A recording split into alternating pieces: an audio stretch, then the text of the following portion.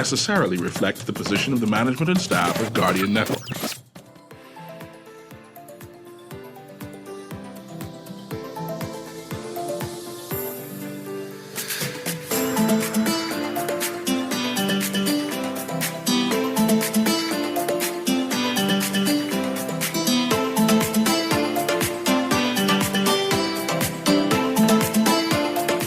Good morning and welcome to Guardian Radio AM. Today is Wednesday. The 24th of January. January 24th. That is a little after 11 o'clock in the morning. Once again, this is CA Newry and I shall be your host today. Today is Wednesday. That means it's a mash up Wednesday. That means that we mash two shows together to form one, where Aaron from On the Clock with Aaron Green and I, Guardian Radio AM, CA Newry, mash the shows together and analyze the news. Right? We talk about what is trending and what is in the news, and we try to dissect it and try to explain what is happening. So what's inside the news? What's inside the news is a debate about gang activity and how do we police it. Crime is inside the news, violent crime. I want to bring to the fore today that the entire Caribbean, and in fact the entire world, is grappling with gang activities, and there has been much debate with it. I want to also highlight Jamaica, Barbados, Turks and Caicos. They have issued statements about what they are doing in terms of curbing gang activities. Recently, we see that the U.S. As embassy has issued a statement about crime. I didn't send it to you yet. No. Oh, sorry about that. Issued a statement about, I think I did. Look in your email. I mean, your WhatsApp. About crime today. No? None? Okay. And we will respond. I mean, it's expected. It was expected. But I want us to delve in and see what exactly is happening. One of my critique, which I was debating with Aaron earlier, was whether there is gangs in the Bahamas, in New Providence. Aaron pulled up a 2016 report from some foreigners. From an organization called Refugee World. Foreigners. And they cited documentation from About the Bahamas. From Canada. I want to see the Bahamian version, but from our police. Do you have anything from our police that I can delve in and analyze? Then there goes that silence. So It is so difficult finding documentation from our government services. Sounds like online. you want a Freedom of Information Act or something. No, I want the government services in all of the ministries to be like the same as they are in the Ministry of Foreign Affairs or in the Ministry of Tourism, Investment and Aviations. I want those ministries, agencies and departments to be empowered and enabled through resources and policy decisions to be able to engage the public with information in the same way that tourism engages foreigners with information. But Aaron, tourism is everybody's business. But anyway, Crime isn't everybody's business. if it was, you was going to get that report. But let's go to the foreigners and see what the 2016 report, who they from again? Refugee World. What they saying about the Bahamas. Says Bahamas, information on the fire and theft gang, including activities and state response from 2014 to November 2016. So this is a long time ago. This This from the- 2016. How much years ago that is? That's 7 years ago, roughly. There were 7 years ago. So things changed. But go ahead. It's the Canada Immigration and Refugee Board of Canada. I'm just going to read from Section 2.1. Section 2 is the state response. Section 2.1 is the laws. According to the Bahamas Minister of National Security, an amendment to the Bahamas Penal Code was enacted in Parliament in 2014 with the intention of eradicating gangs. Without providing further details, the Tribune states that the Bahamas Penal Code Amendment Act 2014, which was enacted on June 12, 2014, and was, quote, published in the Official Gazette, close quotes, on November 23, 2015, makes the act of affiliating with a gang illegal. A copy of the Criminal Code Amendment Act 2014 available on the International Labour Organization website is attached to this response. Now that part, I wanted to read that into the record. Let me tell you why. Because I can't find a copy of the Criminal Code Amendment Act 2014 online. And this labor organization, the link to the act that's supposed to be on the ILO website. I couldn't access it. I couldn't find it. And so I found it amazing that these guys in Canada have access or had access to this act. I can't find the act online. The only thing I can find is the bill, is the 2013 bill, but the act itself, can't find it online. Can't find it anywhere. But these guys, they found it. And so this was an assessment that they made. And one point I want to make that they say in this report is they note the difficulty of accessing information in the short time period they had available to them to compose this report. So, Mr. Newry, I mean, I want to just reiterate, I think that gangs exist. I think that the Okay, listening. legal community, that I think that the jurisprudence, right, has not figured out how to define a gang in a way that enables them to prosecute. One thing I know about law is that common law means that you can go to other jurisdictions Right. and apply definitions. Go to England, Jamaica, Australia. Anyone have that British type system and say, man, what you all have? So I found a couple of articles looking at other jurisdictions Yes. and their approach. Just a little brief excerpts. Let's start with this article. Explainer, how do other countries deal with gang crime? This is from One News in New Zealand. This is from the 29th of June, 2022. It says, according to National MP Chester Burrows, the man who created the law, it didn't work. So the anti-gang law, the man who created it said it didn't work. And in 2011, the Wanganui District Council Prohibition of Gang Insignia Act breached New Zealand's Bill of Rights. So in New Zealand, they attempted to create anti-gang law, and a number of portions of the law, I think, was struck down because they breached New Zealand's Bill of Rights. In Australia is unsurprisingly facing the similar gang issues to New Zealand. So much so, a new task force is being set up to try and combat the problem. Their laws at both the state and federal levels focus on gangs rather than the crimes. The logic behind anti-consorting laws is if gangsters can't meet up, they can't make trouble. Task forces like Strike Force Raptor and Erebus search for and arrest members. Western Australia went further still with an all-out ban on gang patches and insignia, including facial tattoos. Okay, I go with that. Right? So, but that similar law in New Zealand didn't work. Didn't right? work either? It breached their Bill of Rights. Australia was able to do it, banning insignia, tattoos, and gang patches. The U.S. has a different approach. The First Amendment guarantees citizens freedom of assembly. Mm-hmm. Like us, we have a freedom of association, meaning gangs are technically allowed. Mm. So their federal laws, specifically the Racketeer Influenced and Corrupt Organizations Act, which we know as the RICO Act, target crime rather than the gangs themselves. If caught, gang members face up to 20 years in prison. Sound like that's the way we need to go.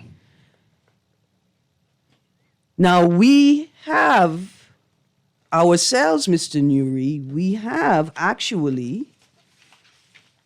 implemented laws in 2014, and what has been pointed out in a number of these articles is that it appears those laws have barely been used. And we see that the Prime Minister said that we will readjust, and change the law to have it be a standalone law. Right, but the commentary from both the AG and the Minister of National Security, right, law would criminalize the institution of the gang, and they're grappling with how to prove someone is in a gang, suggests to me that they are not following the U.S.'s lead. The U.S. focuses on the crime rather than the gangs themselves. Mm-hmm.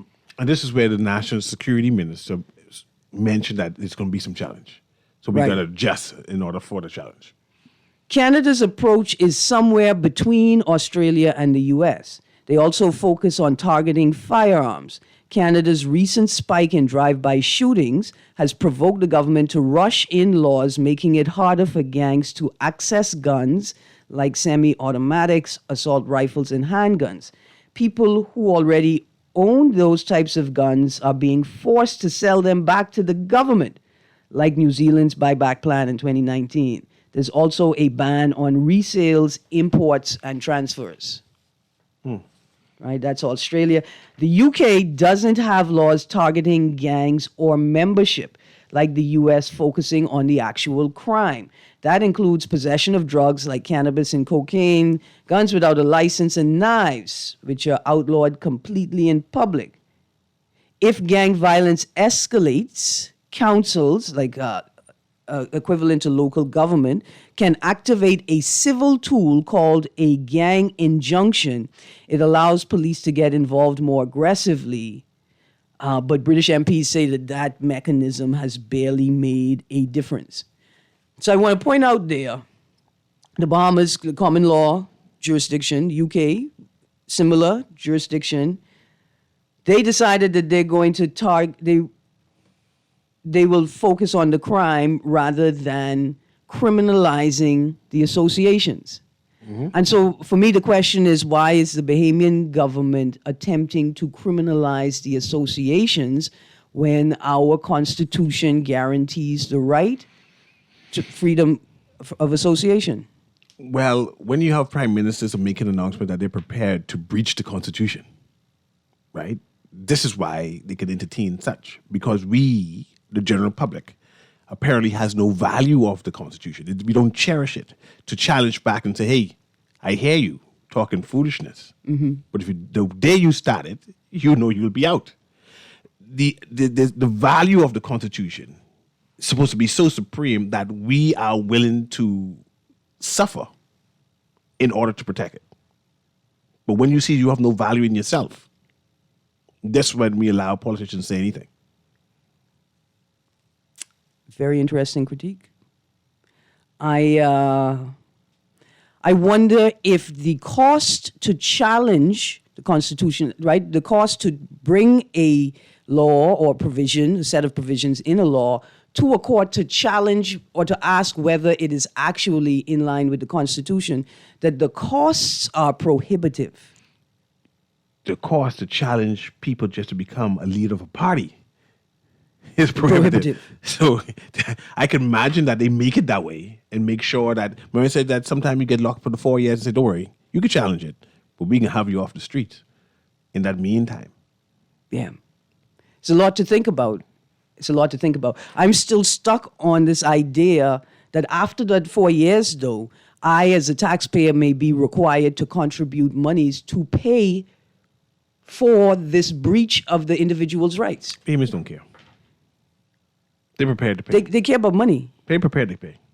Look how much people we have detained and we paid millions of dollars to, and nobody cried out. That's because we don't know exactly. I mean, because we've introduced this concept of confidential settlements into a legal system that I don't think tolerates confidential settlements. But let's go back to the article. Here's an article from Turks and Caicos Weekly News from 2022.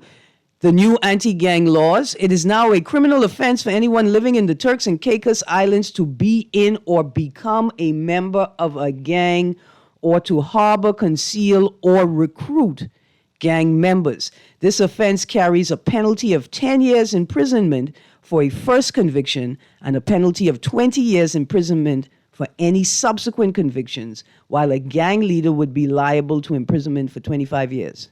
What is funny with this Turks and Caicos one is Turks and Caicos has an immigrant issue. The gangs there are ethnic based. How can you punish someone for being an immigrant?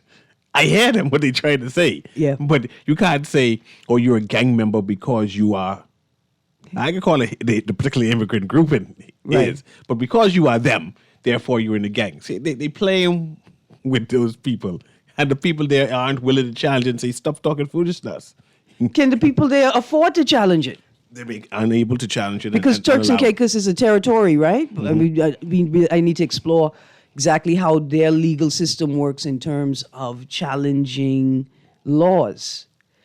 This story is very interesting because in the paper last week or this week, we saw the story where a young boy was approached and stabbed, alleging that the people who attacked him were attempting to get him to join a gang. It turns out, I think, that a number of juveniles were charged in the matter. Could you imagine if those juveniles were to face a 10-year sentence for that offense? Is that draconian for young people? I mean, for juveniles? And I appreciate you bringing that up because gang members tend to be young people.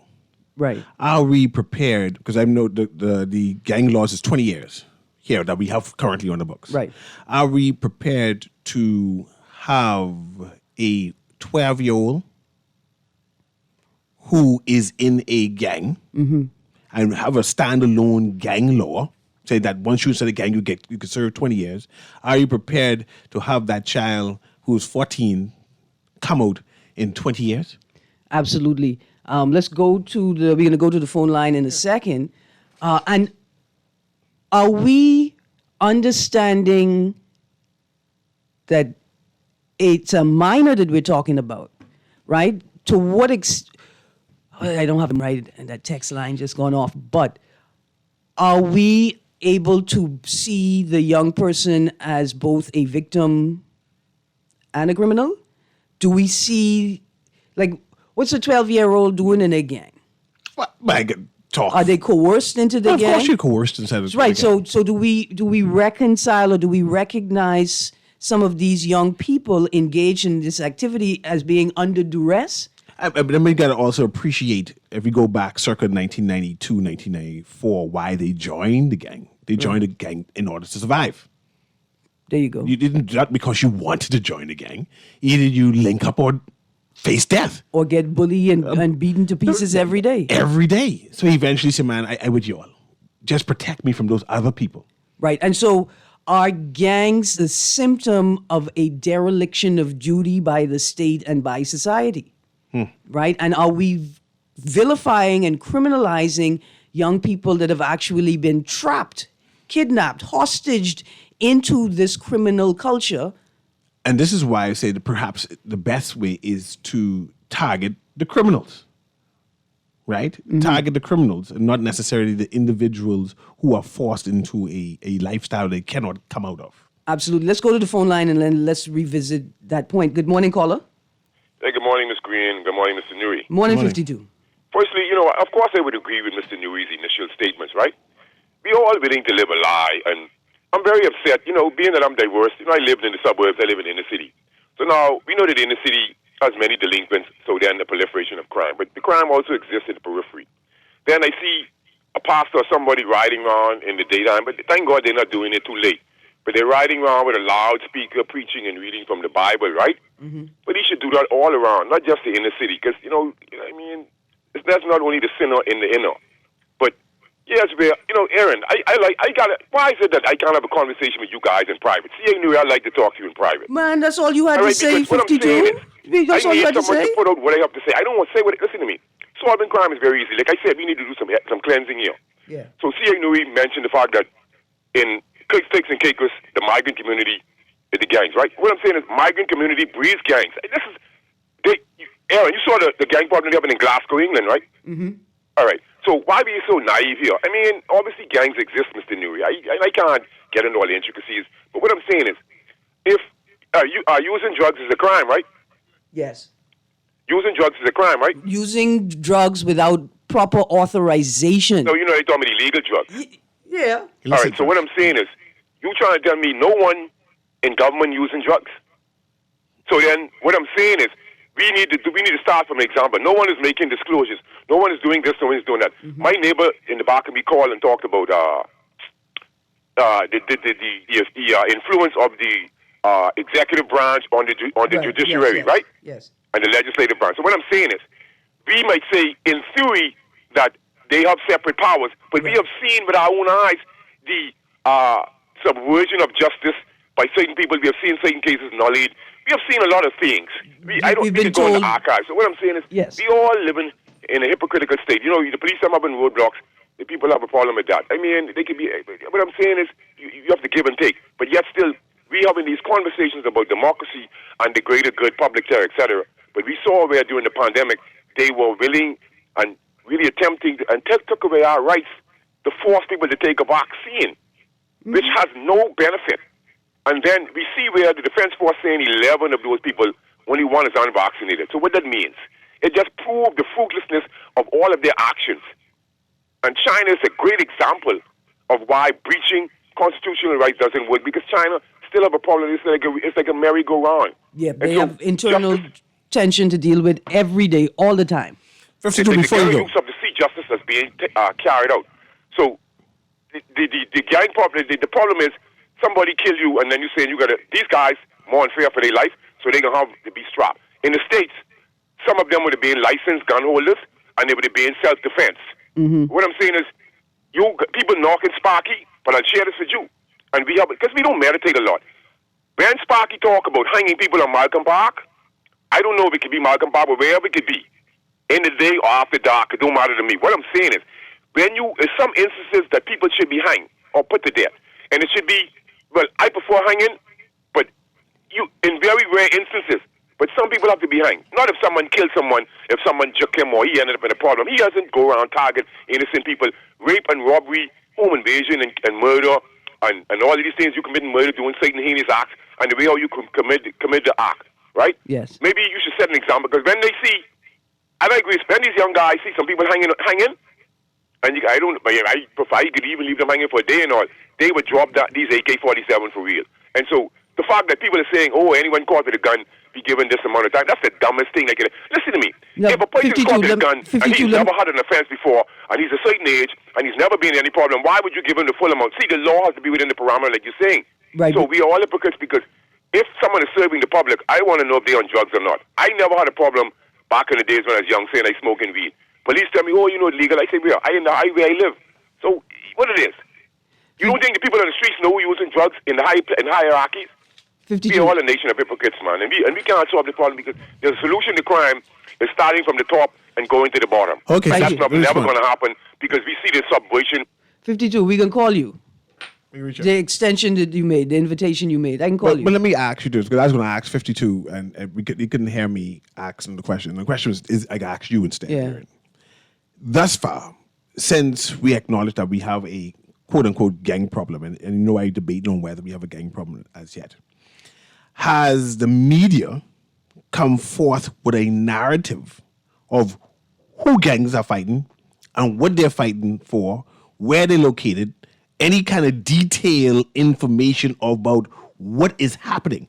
I've seen people dying, but I don't know why, where, how, the wherefores, any type of narrative for me to conclude, okay, I see it.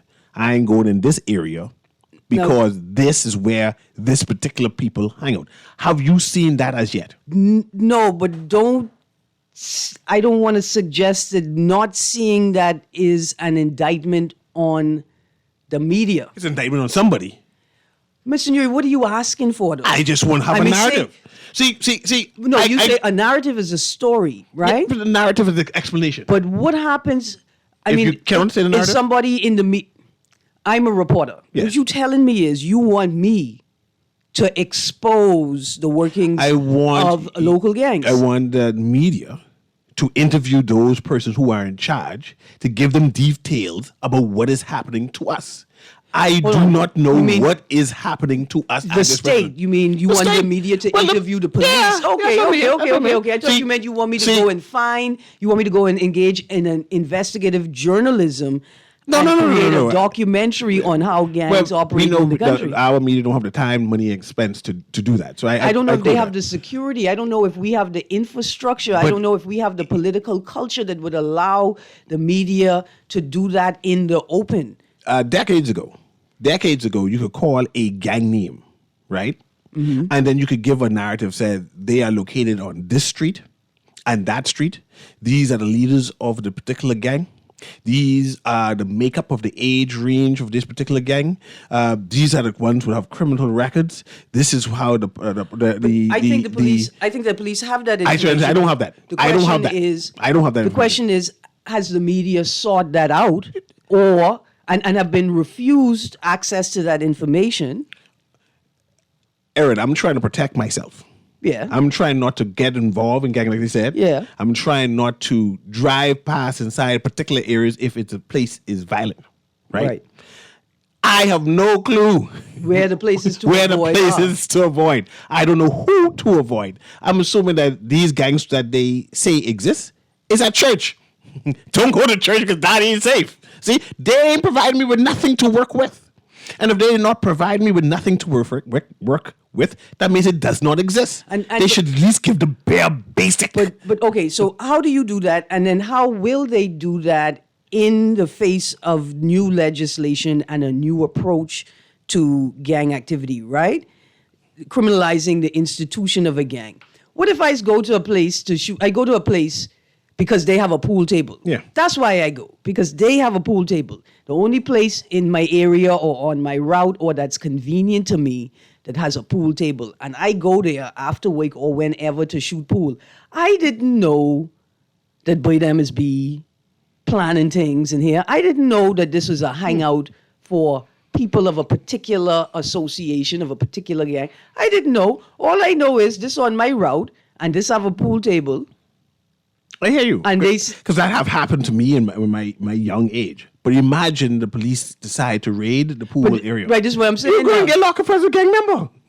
And if they didn't tell me not to go there, I wouldn't have gone there. Though. But how will the police reasonably do that? How can you prove? Even look here, I play in pool with somebody and we playing for bears. And because we playing for bears, we being amicable, we being amenable and nice to each other. And you come in and you meet me in the bay clinking bears because I just win 2 bears and I give him 1 bear because I don't want him to get mad at me for winning up all his bear money. Are you going to use that to say that obviously I am a part of this enterprise because I am here smiling with these people? And behemoths are not interrogating that. It seems as if they don't care because in our desperation of dealing with this crime situation we have, we are prepared to ignore the obvious flaw. Now, and that is the obvious flaw. How do you police? Because we have parks. Children go and play basketball on parks. Gang members tend to go on parks to recruit children. You're trying to say, if I'm on the park playing ball with people, and you do a raid, you say, man, they all in that community belongs to this particular. See, something is wrong with that. Then the basketball example is great because we played 3-on-3, 5-on-5. What if they short a man and they ask me to come on the court and play with them? If they identify the area as a gang area, don't go. Producer, let's go. We're going to go to the phone line. And then, Mr. Newry, you hiding all my texts, man. Good morning, caller. Good morning again. Yes, sir. And Mr. Newry. I called earlier and commented on Sparky making a remark about your knowledge, right? Yes, Aaron? sir. Yes, sir. Now, I don't want my boy 52 to think that I picking on Sparky because I always appreciate 52 contributions. Yes. And he has a very good handle on what's happening in this country and in the cities and all the rest of that. Yes, sir. And you don't know who I am, but we went to school at Ashley McPherson together too. Mm-hmm. You see what I'm saying? Yes, sir. Now, I'm digressing from that.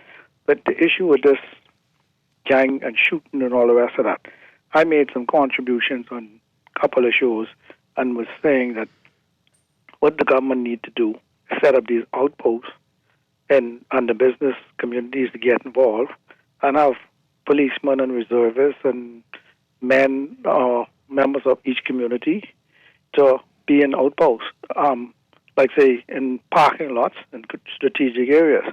Because if one was right there last night by Esso, that shooting would have never happened, right? Mm-hmm.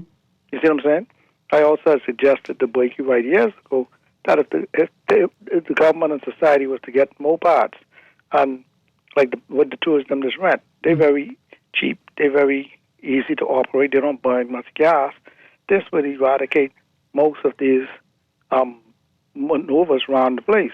Because when I had spoken with Dwight and them the morning when Carlos and Scrooge was on, when they had that double shooting down in Prince Charles, that was the same morning. If things were in place, and because we have to use technologies, because with the drones and with WhatsApp and groupings, and if the telco would sponsor some telephone in these booths, or Alive would sponsor some telephone numbers in these booths, communication would be in every constituency. I also call on that all members of parliament should have constituency meetings and try and get the community watch groups together. Nothing has happened since. So to bring this shooting down and everything, let the police do what they got to do. And just remember, my cousin is the Commissioner of Police, Clayton Fernando. If they interested in hearing from people who have ideas about trying to combat this, I won't say gang thing, but this shooting thing, then this murder rate will go down less than half by the end of the year.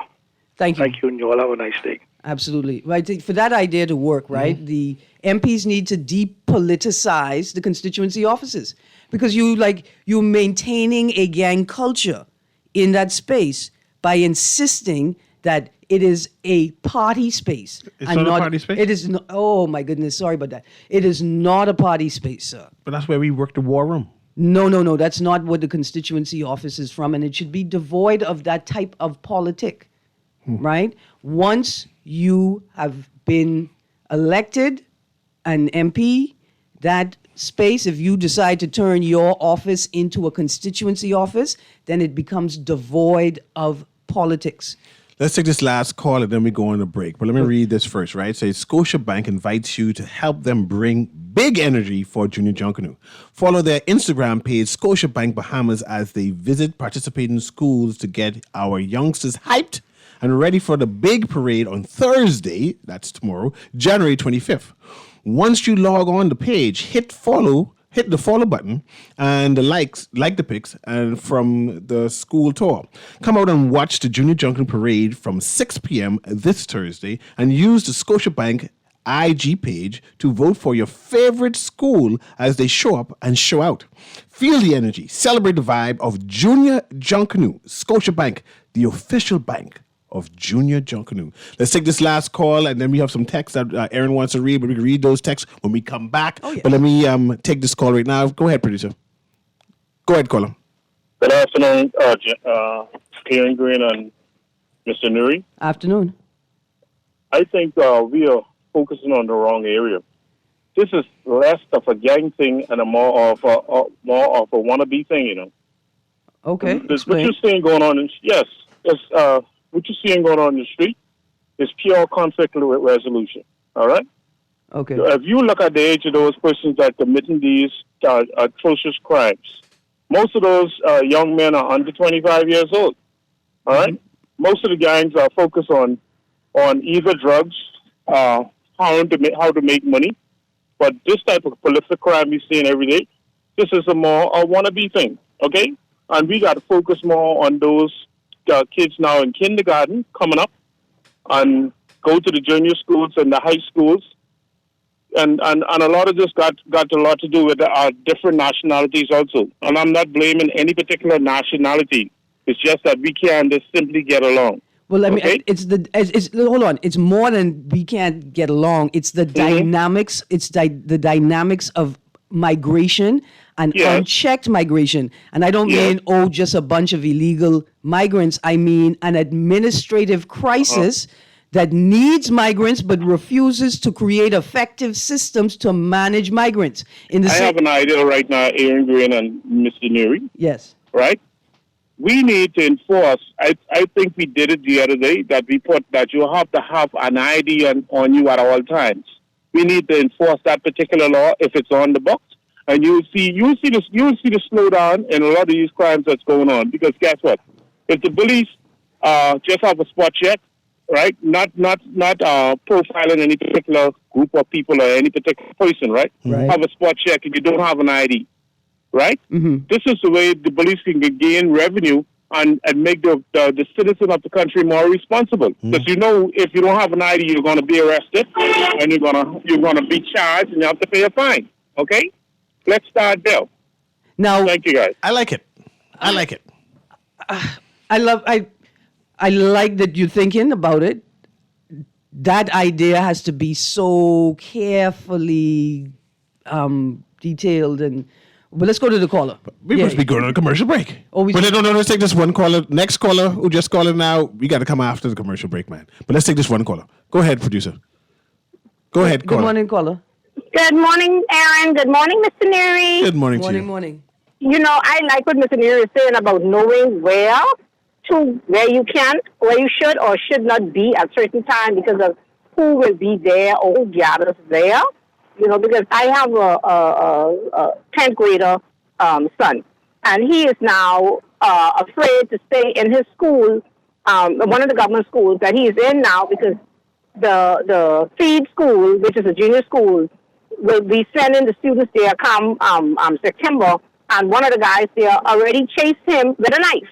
So now I'm afraid to move him to any other school because I don't know if this child will come to that school or end up in the school where he ended up. So my only option right now is to try and send him to a family island because he's afraid.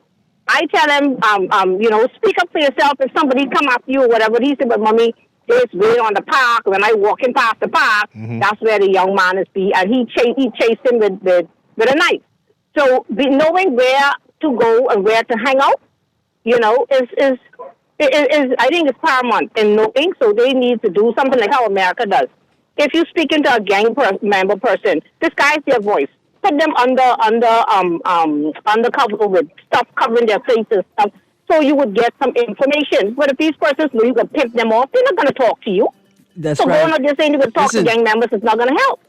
Cousin, for the young men, we need to take them to gyms. We need to take them to dojos. We need to teach them martial arts, self-defense skills, right?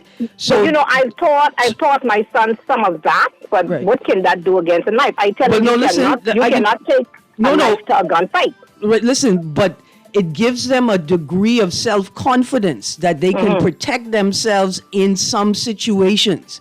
And although this is not for this particular instance with the young man and the knife, it gives young men a degree of confidence that they don't need to pick up a weapon to defend themselves. Hey, well, we got to go. I empathize with you going through because I went through the same thing, and I could bring that up again on the next side. But it's been Guardian Radio on the AM with C.A. Newry. Of course, Aaron Green is with me. We have our mashup Wednesday, Man Down Wednesday, as we combine both shows together and we analyze the news. We'll be right back.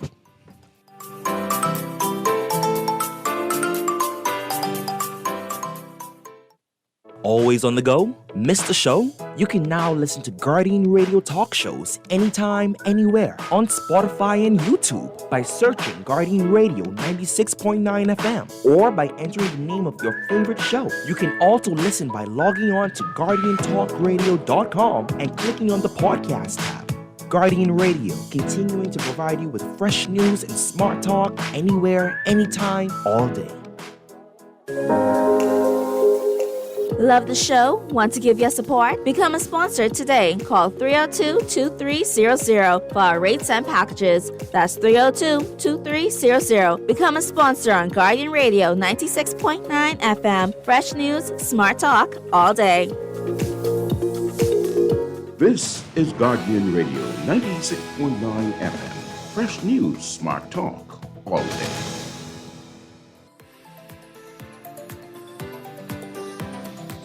And welcome back to Guardian Radio AM with C.A. Newry, and we are analyzing news. I see the callers on the line. We can produce the caller through.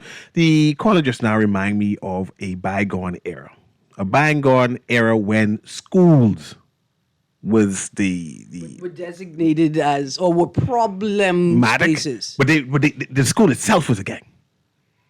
I remember coming from Foxhill, I couldn't pass certain schools. I remember going on Wilson Street. I couldn't go to that school at all because the school is known. See, I'm a little concerned with the gang laws because they will impact our children, our young children, our 15, 16, 17-year-olds, right? And especially when you hear in 20 years, $10,000 fine. And will these laws enable officers to discern between a gang member and a victim of gang culture? Let's go to the caller anyway. Go ahead, caller. Guardian Radio AM with C.A. Newry. Call a girl once.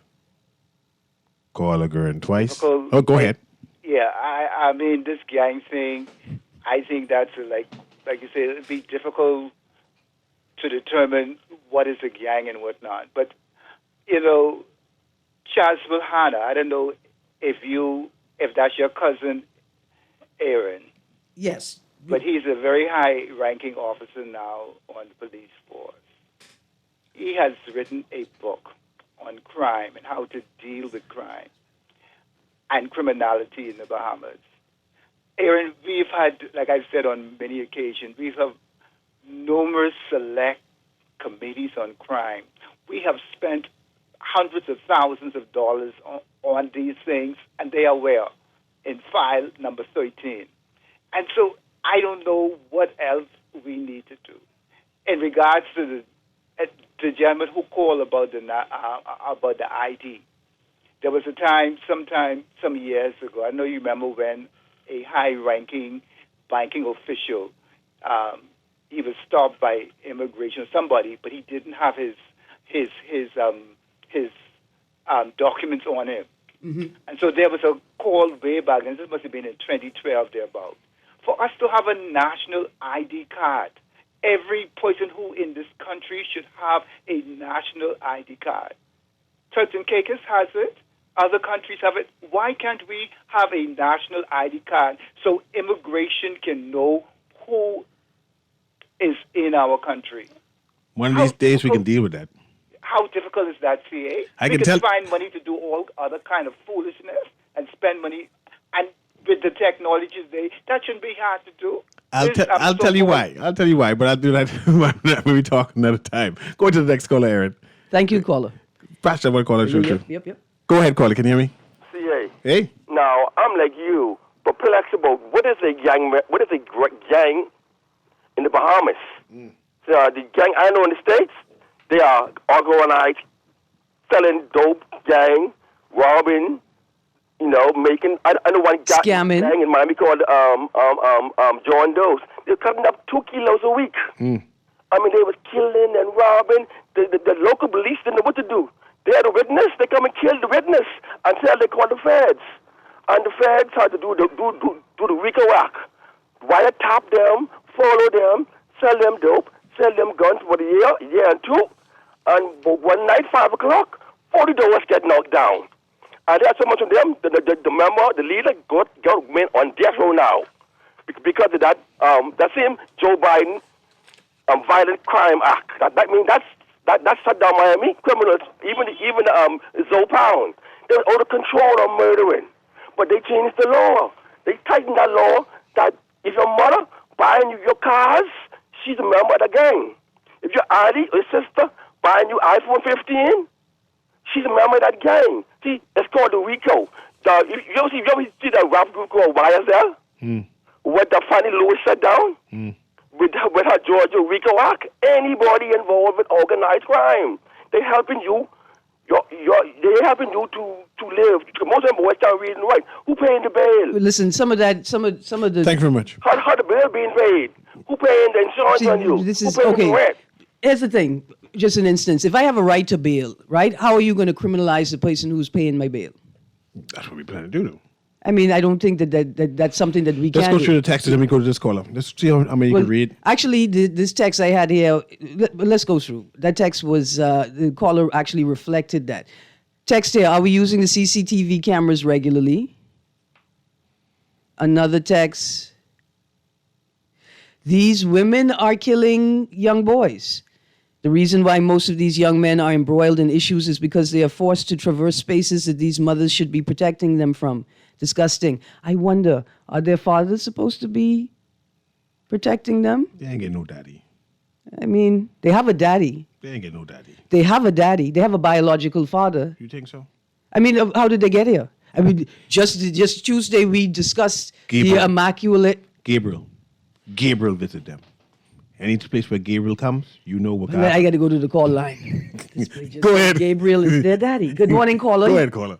Yes, good morning. Morning. Yeah, just quickly, right? I just want to, marry the two calls. A call from a woman who said that her son was chased by a guy with a knife who can be transferred up to the grade level, right? And then you suggested that he should take some martial arts and whatever. Well, I'm saying that what you do against the knife. Right. What you got to say about that, right? Yeah. You know, they say early literacy is set you on a path to good learning or whatever. Yes, sir. Fertile ground. Yes. Well, when it comes to boys, when you between the ages of say like 5 to 12, like that 1 to 6, probably 1 to grade 8. Yes. If you was a fighter then, and so if you were say taking some martial arts then, you had some confidence in your fighting skills then. Yes.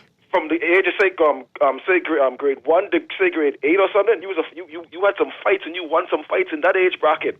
Now when the guns and the knives started to get packed later on in senior high, them same fellas, they ain't really play with you because they remember back in the day when it come to boys, like you was a fighter. So like early fighting is like kind of a ward off against later fighting in a strange way. That's like with boys. That's kind of something I'd say. I appreciate that.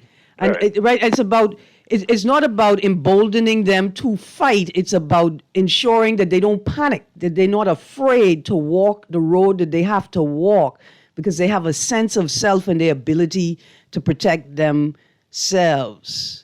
Another text, even with technology, we still aren't efficient. Look at the license plate situation at road traffic. This country is really trashy right now. Mr. Pindling really did us a disservice. We were safer and better off under the British UBP. Madness. That was a text. Another text, everybody just needs to do their jobs.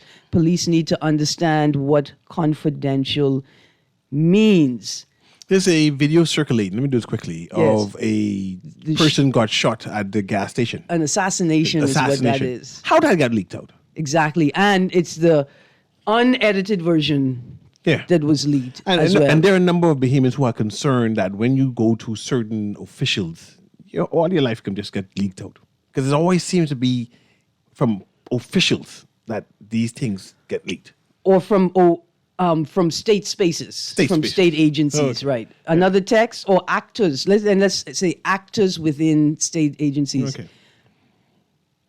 Okay, this is the text that says, I'm off topic, but please ask your news crew to go over Paradise Island and see how Atlantis making the taxi drivers drop the cruise ship passengers on the street. Between Comfort Suites and between Atlantis staff parking lot, someone is going to get hit by a vehicle. Okay, so... That's still happening? Right. And so what you're saying is that there's not a space made available between the pink building and the parking structure for tourists to safely disembark taxis and make their way to the hotel. That we haven't touched on the why aren't taxis going directly to the hotel. We haven't touched on that part yet. I thought that stopped. Apparently it hasn't, but why are they at Paradise Island and Atlantis? Why is Atlantis not seemingly allowing taxi drivers to... Private property. Private property. They don't want you... Where does the private property begin and the public road end? They bought all that road there. Well, all of what road? Where the red light is and bends. So you mean from the initial red light when you cross the bridge? No. We're going forward by Comfort Suites. We have Comfort Suites now at the junction. Right. Cross light is Atlantis. There's a light between Atlantis and Comfort Suites? Yeah. It works? It works. I mean, it's on? It's on. I've been there a couple times. I ain't seen no light. Because normally you just drive past straight to Atlantis. No, I don't see the light. Yeah, but the light's there. There's a light. Yeah, make you turn right. Your right will go straight. So, hold on. So who put the light there? Oh, well, all traffic light belongs to government. And the road that the traffic light is on? The road that the traffic light is in the middle. And either you go drive onto the private property or you turn right onto the public property. Right, so I come up the dual carriageway. Yeah. And you can make a right. Right. And there's a traffic light right above that. Go straight into Atlantis. They purchase... Hold on. No. Go ahead. I've come off the bridge. No, we already passed that. No, but pause. I come off the bridge and I turn right to go towards Atlantis. Yeah. I hit the first roundabout. Yeah. I take the first exit. Yeah. And I'm going towards Atlantis in the dual carriageway. Yeah. And then I turn right from there? Yes, because there's a traffic light right there. You either go straight or you turn right. What do you mean there's a traffic light right there? There's a traffic light right there. That light don't operate. It works. That don't work. That don't be on. Yeah, but it works enough. But anyway, my point is the road that continues straight is private property. So once you cross the pedestrian crossing, yeah, that's private property. Yes. Up to the hotel itself. Right. But you can turn right. You can turn and you're right. Still on government road. Still on government road. Now, what about the road in between the parking structure and the pink building? You know that Wendy's supposed to go there. They still in contention. That's a private road too. But they don't block it off. Hold on, that's a private road also? That's a private road too. How could that be a private road? Because that's in between a parking structure and the private property that they made as a parking area for the two places. Just that nobody... nobody noticed and no one blocked it off. And, like how you block it off every year. Oh, no, they just block it off. I mean, that's the most difficult road to navigate on That's PI. a private road, too. That's a private road. Oh, the inbounds that tourism has made in our own country. Some more texts, Mr. Newry. CA, we have to blame these mothers like the one who just called. Why is her son walking home and in fear of his life? Do you have a public transportation system that works? Do you have a phone number for one of these politicians that have bastardized the public transportation system for their own benefit for decades? And still don't run after 5:30? We don't need advice for young men. We need advice for women who can adequately protect these young men.